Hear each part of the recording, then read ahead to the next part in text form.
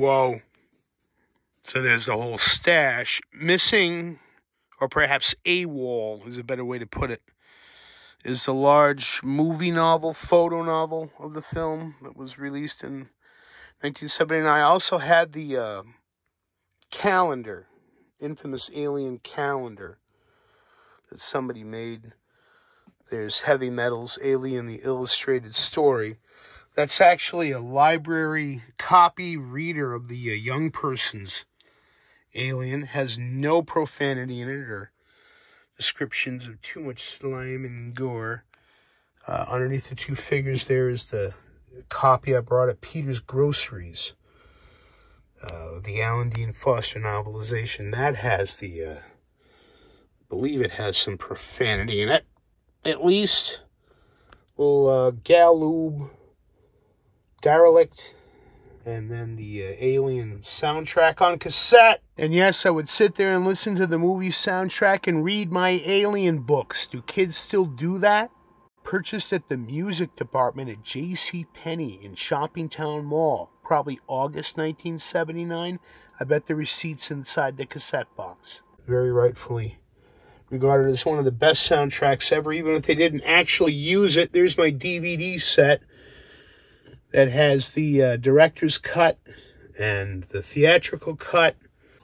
It also has the 3-hour-long making-of featurette, which I used to watch more than the movie itself. Just trying to see how they made it. Fascinating. I'm not interested in the sequels at all. And there's my pre-record of the Fox video. I believe it's a 1998 pressing, full-screen, theatrical print. I've watched it 1,012 times. I know every line, music cue, and sound effect. There's Ash and Kane as action figures by Reaction Funko from their series of blister-carded figures. And here's the Galoob Nostromo that we had all sorts of fun with.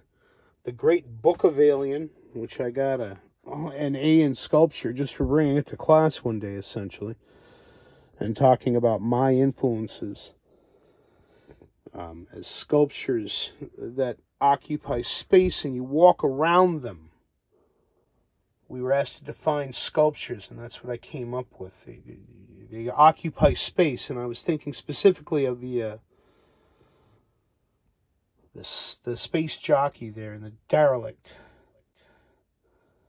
And here we've got this new action figure set, Reaction Figures. Super 7. It's already been here long enough to gather some dust. With the Alien Parker and Brett, and we're going to open it up. I want my Parker and Brett out. I want them out. I didn't get this to keep it sealed up, and you're not going to find loose examples of it because this was made in 2018, I believe, for an Alien convention. And the only people who bought it were collectors like myself who would otherwise leave it sealed up. And I'll get another one that's sealed if that's really important. But I want my Parker and Brett out there every day. When I have my coffee, I can sit down with Brett and say, "Ain't that right, Brett, baby?" I'm sorry, my friend, you don't have anything. What's not that box? With Parker. No flamethrower and no cattle prod. What's up with that, sir? Cheap skates, I don't know what to call it, charge an extra $15 and throw us in some bling that they can carry around. And of course there's the Alien, which is ridiculous. I don't care about the Alien. This is gonna shock and perhaps offend Alien fans across the world, but I don't give a hoot about the Alien. It's a giant penis monster with a steel jaw. Alright? It worked great in the movie. I don't want it grinning at me from across the room. I might try to paint it with like a metallic green and then slather it with the clear tar gel that I like. It makes everything look glistening and wet. He's covered with blood, of course, because he's just ripped apart Brett or whatever he does with them. He doesn't, he impregnates them, doesn't he? He puts the spore in. Who knows what what the point of it is. I think the only one he killed outright was Parker. So that's him after biting Parker in the head. That's what we're looking at here, although all that blood came cascading down after Brett got hauled up. And in the director's cut, they show him turning into an egg. So I don't, you know, there's French. As far as I'm concerned, the theatrical cut was perfect, and what was in it was just fine. I've enjoyed seeing the director's cut, and then the big whopping virtual work print, which is like 3 hours long, and if that was the film they would have released, it would have sucked. And it would have banked and dived. They had to cut it down to just shy over 2 hours, and pay more attention to the story. The characterizations in it were not consistent. It's a terrible movie. Terrible movie. It has the same scenes, but the way it's put together just doesn't work.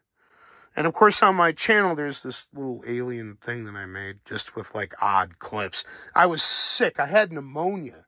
I had nothing to do for 2 weeks, so I edited a little alien movie and uploaded it to my channel, and my life has never been the same since. But Alien came out when I was 12 years old. It's the best movie ever made as far as I'm concerned. Other people may argue differently. The way it was approached, nothing like it has been accomplished since.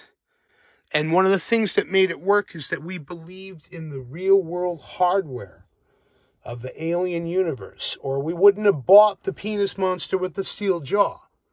That wouldn't have floated if we didn't already believe that those were actual people up there on the moon with their Apollo-era technology. Or LV-24, I'll fix this, and no, we don't want the fans to go nuts here thinking that I'm being disrespectful or anything. Alien is the greatest movie ever made, as far as I am concerned.